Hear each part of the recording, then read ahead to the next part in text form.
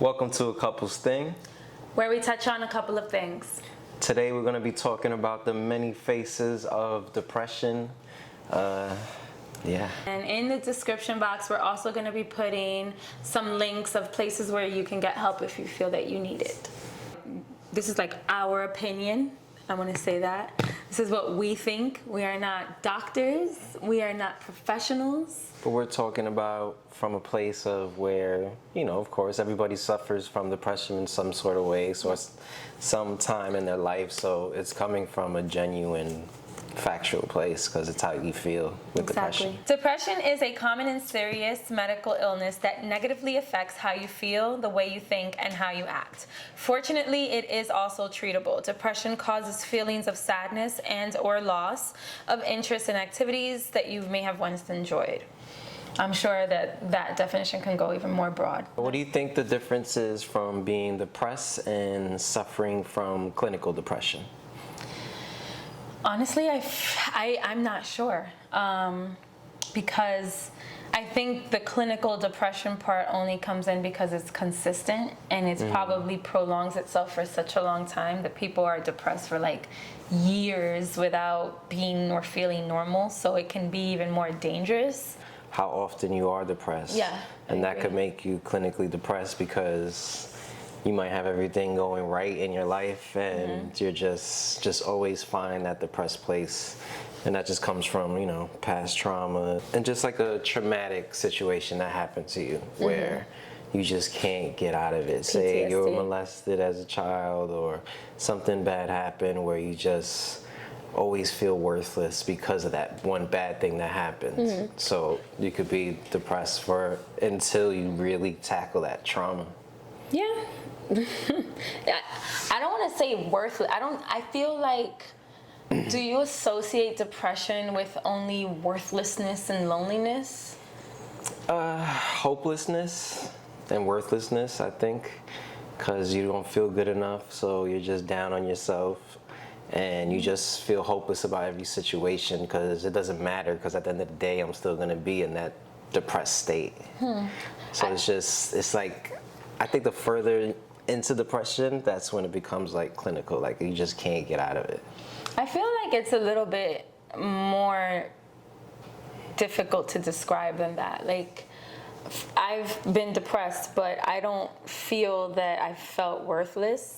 I don't feel that I have felt hopeless. I feel like there have been times. Stages, probably. Yeah, I feel levels. like there have been times that I feel I'm like extremely happy with a certain thing, but there's a damper on me. Like it literally feels like a dark cloud just hovers over you and just makes everything feel dull, if that makes sense.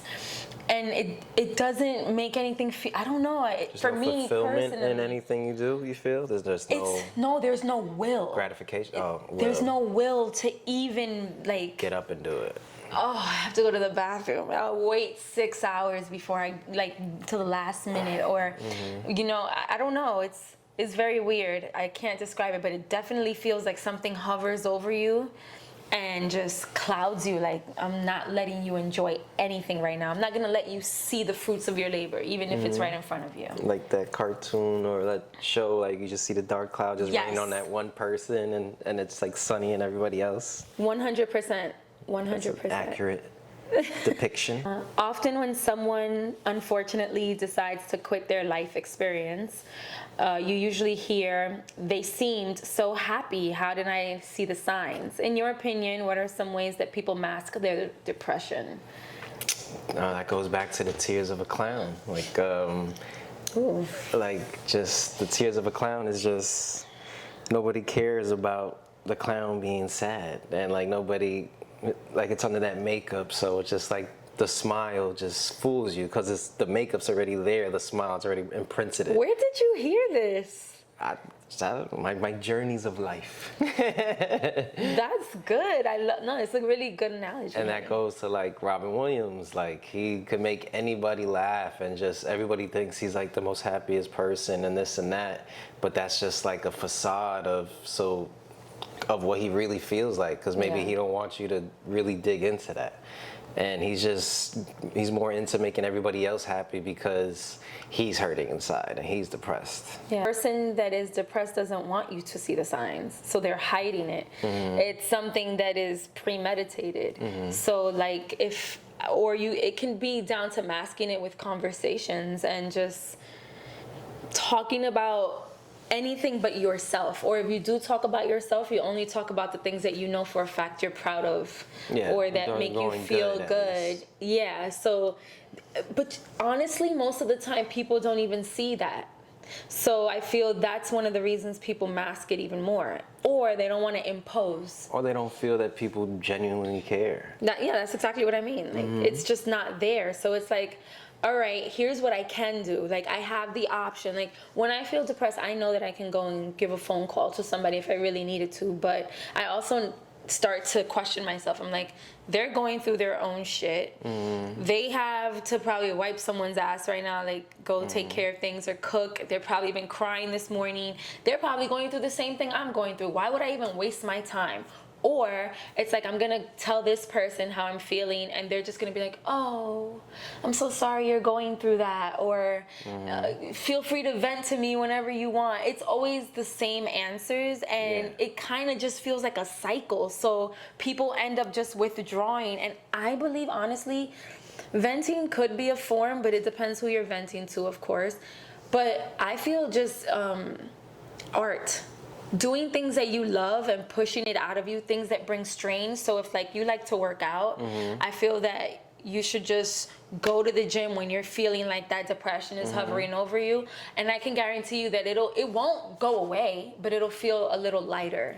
I think you got onto something. Just doing, because the more you're inside your head, the more you shelter yourself. Because a lot of times when you get depressed, you don't want to speak to nobody. You just want to have a pity party all by yourself. Exactly. So I think just the more you do and just continue to do, you're not in your head because you're busy doing something. Yeah. When I've been in my depressed state and you go to the gym and I'm here by myself, sometimes that quality time by myself, it allows me to just think with, I don't know how to describe it, like with no worry that like, oh, okay, my thought might be interrupted. Not like in a bad way, but in just a way like I can sit here and think for 20 minutes and like, I don't have nothing, the walls are gonna hear me. And then I'll start singing, and singing just releases maybe angst or all the emotions that are bent out of shape inside of me, like a ping pong ball. Or writing them down. You write them down, you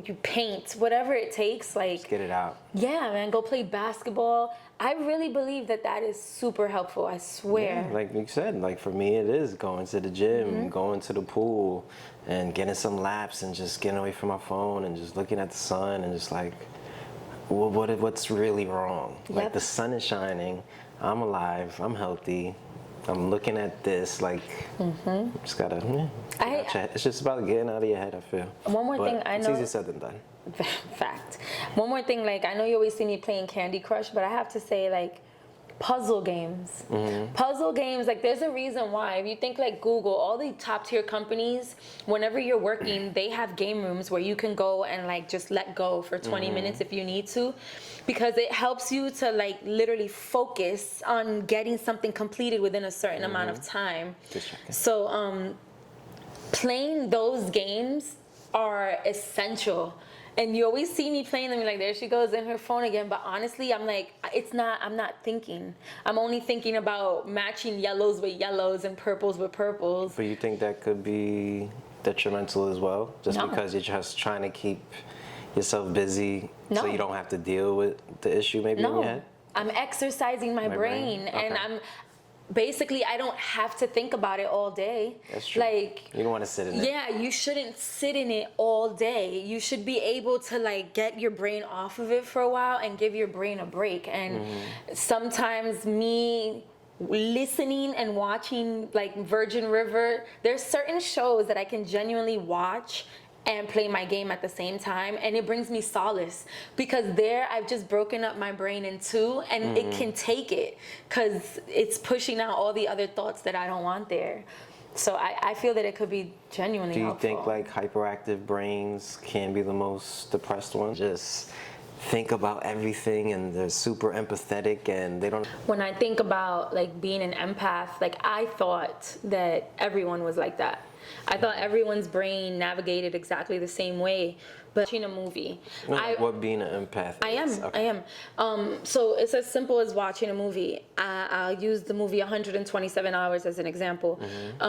When you're watching James Franco saw his arm off just to get out of that, I genuinely, an empath can feel it, that exact energy that he's going through in that movie, I can embody it. Which is what causes you then, it evokes emotion, so it causes you to cry, it causes you to feel, it'll cause you to think of all your family members that you would leave behind if you were the one on that trip. So I do that everywhere I go. It can be down to if I go to a house party and I see that someone's breaking up with their boyfriend in the corner, I will feel that. Or if someone has like just a negative vibe, negative energy, I will harness that and I can't contain it, so I can't be around it. And it's something like, for me personally, that I always want to bring up, or I always want to talk about, or I just want to stay the hell away from it, which is something that I feel like you've been noticing a lot more.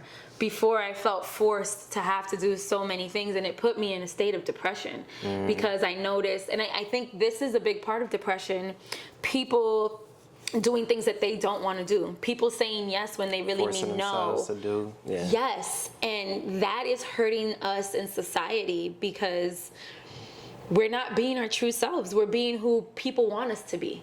What do you think about it? No, you're right. If you're doing something you want to do, say it's your job every day, and you know, waking up that anxiety of, oh, I gotta go do this, and then when you're there, it just sucks the soul out of you, so you're depressed. And then when you get home, you gotta depress from the job. Decompress. Decompress Literally. from the job. Literally.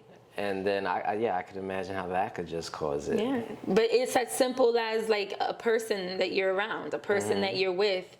Like it doesn't even have to be as extreme as a job. It can be something so minuscule, and it can take you completely out of your element. And I feel like setting up boundaries and being honest with yourself. Like if you ask every time you're gonna do something, and this was very difficult for me, but every time that you're going to do something, let's say it's a comedy show on a Friday night and 16 people are going and it's all your friends or whatever, ask yourself, am I going because they want me to go and they're forcing me to go? Do I really care about going to this event? Am I going because I want to get dressed up? I want a beer? Like, what is it that I really want out of this? What am I getting out of it?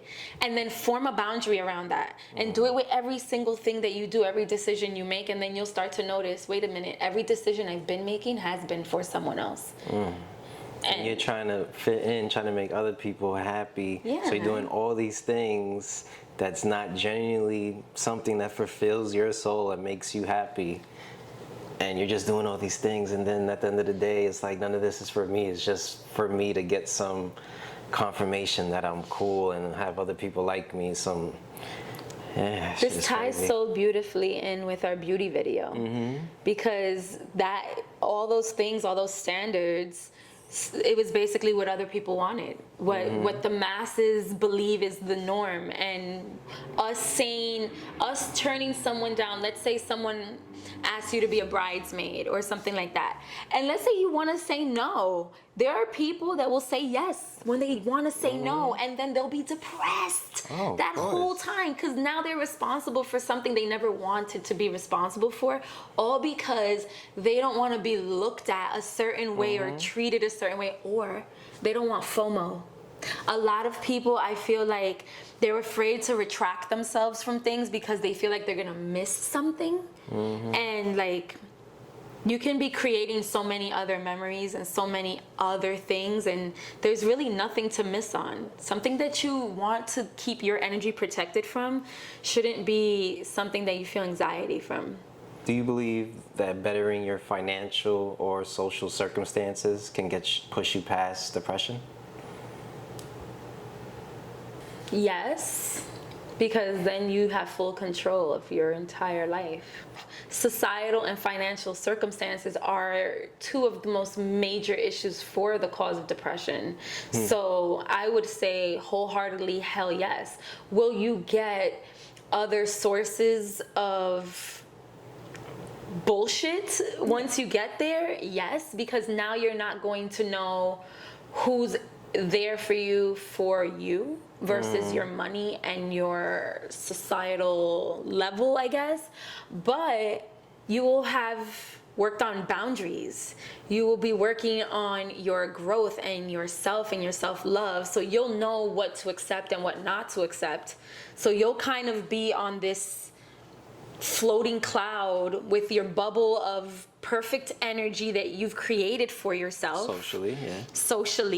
So that is one amazing thing, which I feel like we're kind of there now, even though... And then you have the financial freedom to not do something that doesn't make you happy. Exactly. So I feel like that can take everything away. But at the same time, not knowing who you are will fuck all of that up. Yeah. God forbid you want to do a skincare routine as a man, because then you're looked at as gay. Like, God forbid. There's so many things that I feel people restrict themselves from because of what they think they would be perceived as. And it's just like, if you're so hard and badass, why are you caring? But at the same time, like you're saying, like, the money is not going to make you happy. But having the financial freedom to not do something that you don't want to do can make you happy. Hell yeah. Changing your social circumstances of people that don't serve you and had you depressed because you're trying to please them and really didn't care about you, who you truly are, and cared about talking to you and hearing about your real problems, that can also do it. So it's all about doing it right. Exactly. Have you ever been depressed? Of course, everybody has been depressed. It's just a matter of how long you stay there. How long would you say has been your longest depression? Probably like in between the breakup with like Cassie, I guess, from towards the end of it to being, towards the end of the relationship to being alone for a little bit. I think that was like probably a 4-month span. Yeah. But it's like damn, it's not like I'm just slumped, you know. But that's not what depression means. But I'm in a depressed like state, like I'm drinking, but you're just numb. But I'm figuring out ways to get out of it. But it's usually to hanging out, drinking. And shit You like say that. "but" one more time. He's like, "But." Yeah, no, I feel like people can be functional depressed. Yeah, like, for sure.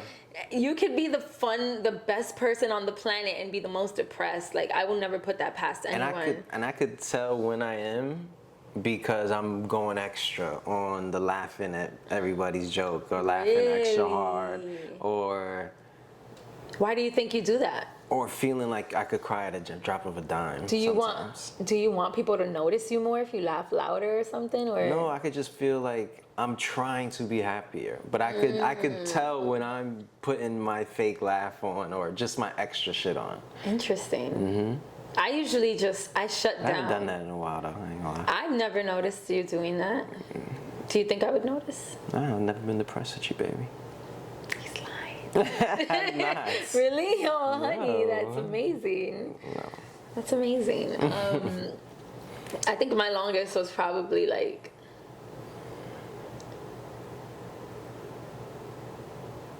I want to say years, but it wasn't years. It was probably like 8 months. Damn. Two times, yeah.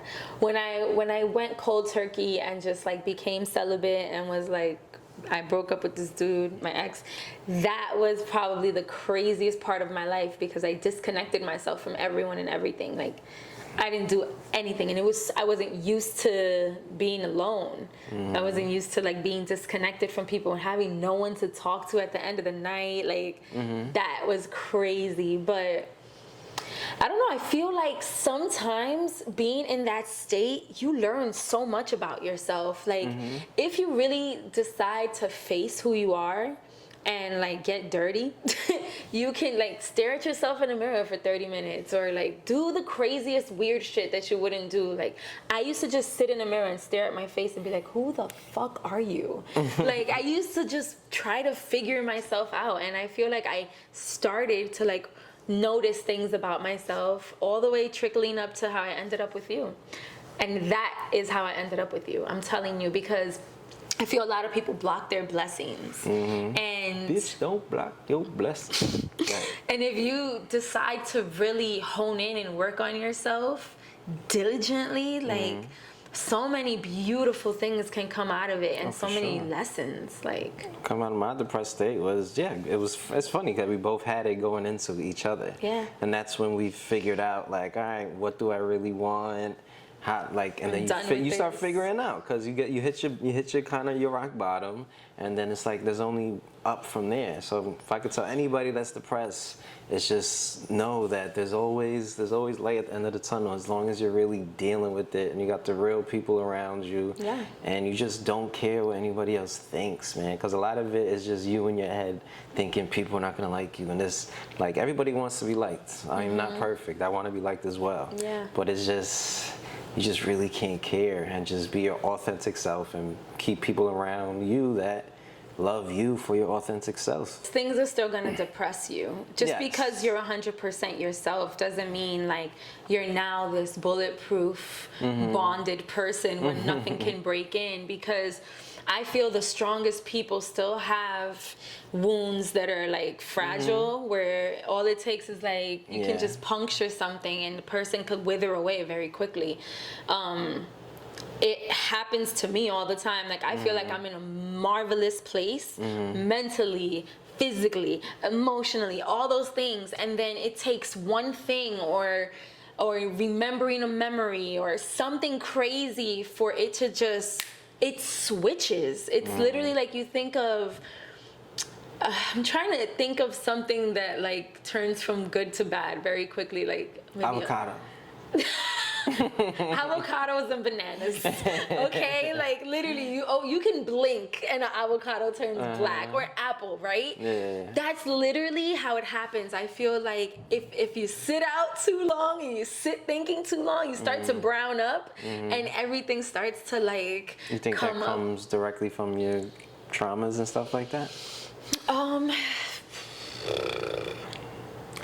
want to say yes, but I also want to say no, because a lot of it comes from just different experiences, different obstacles that I went through in my life, little things that stand out.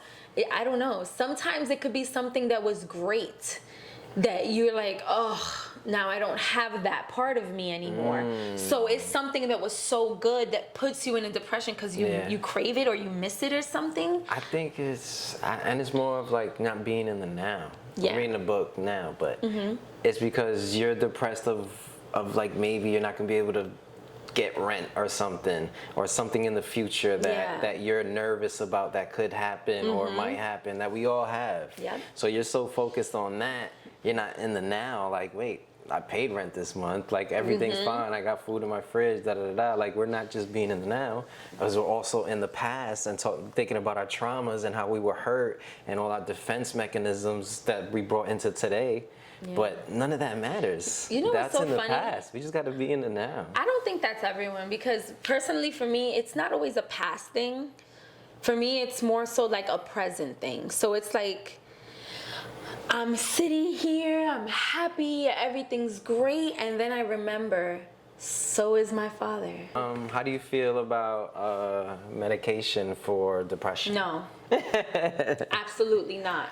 Absolutely not. Well, we got to be more specific. Petroleum, big pharma medicine. How do you feel about that? Okay. I don't even want to touch on it. I'm just going to say no, and more no, because it's all about this for them. Yeah, and I think it knocks you off your balance too. And then look at all the side effects for the antidepressants. Yeah, no. Like if I take a pill to make for my antidepressant pill, and then it's gonna give me a runny asshole, that's gonna make me depressed. You see the side effects, bro. It'll be like I know what you leaky mean. anus. I know what you mean. Like, yo, if I have a leaky anus, a running nose, and a heart Suicidal problem, thoughts, fucking kidney failure. Yo, how is an antidepressant gonna give me suicidal thoughts? Anyway, how do you feel about holistic medicine? I mean, I am now here for it. Some microdosing mushrooms. I can't say what I think of it. Don't know, because I've never done it, but I am now open to the possibility of trying it because of the science that has backed it up, and also the opinions of different people that have done it.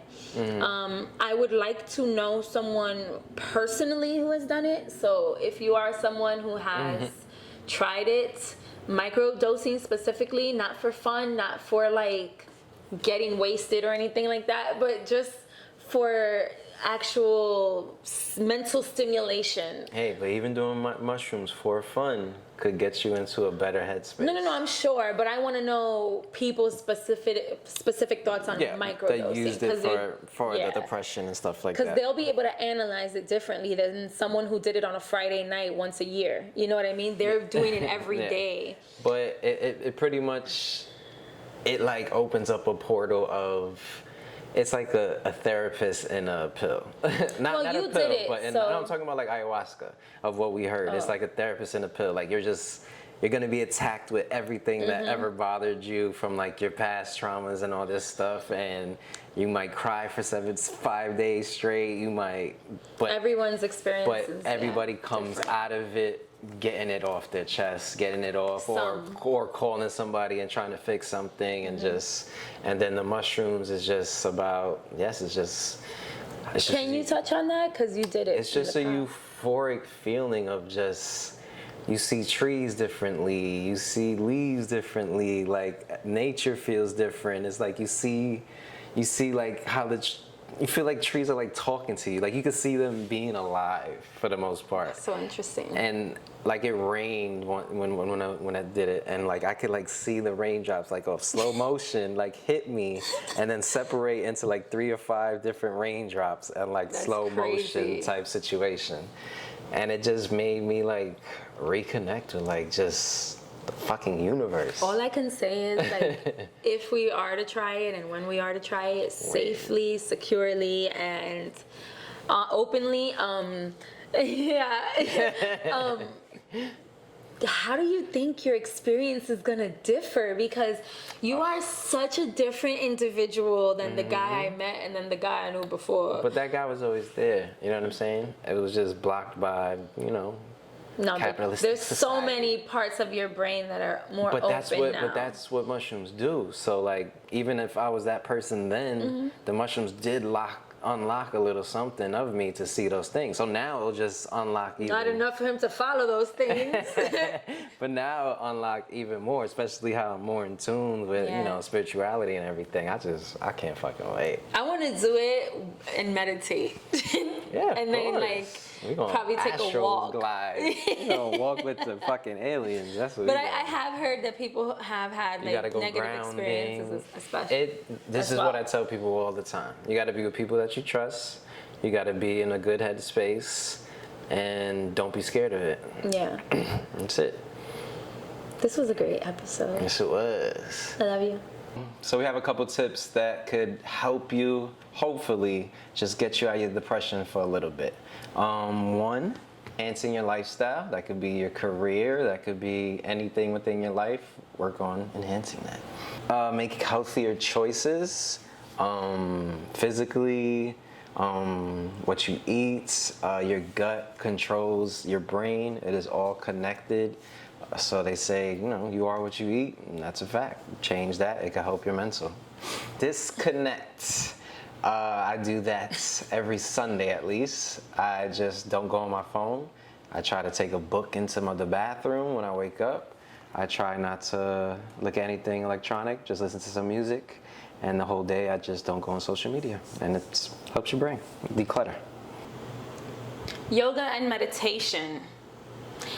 I don't practice yoga, but I do know the benefits of yoga are outrageously wonderful for your body, your mind, and your soul, so I definitely recommend it. Manifesting and meditating are highly important, and it's something that you should get into a consistent realm with doing, which is something that I have to hold myself to, as well as you, honeybee. Let's do that more. So maybe we can all do that together. It helps you disconnect from your thoughts. Be around people that emit great energy.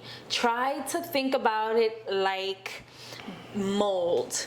Okay, so if you have fruit and one of the fruit is molded, there's a chance that there will be mold on all the other fruit as well. So if you're hanging out with a lot of bad apples, you're eventually going to feel like that bad apple and become that bad apple. Create short-term goals and accomplish them. Create goals to make yourself happy. If you like to paint, paint. If you want to make portraits for people and do photography, then focus on it, learn it, practice a new craft, put your mind onto something and better yourself. Practice removing all negativity from your aura every single day. It's something that's probably the toughest thing to do, but it's one of the most important things to do. As long as you are manifesting positive thoughts, then that's the type of life that you will have. If you continue to sit in your negative thoughts and sit in what you don't feel you deserve or what you cannot achieve, then that is the lifestyle that you will stay in as well. Lastly, never, ever, ever fucking settle. Good night. Shout out Trick Daddy, part of that gang. No, no, you're not. No, he's not. If she'll have me. I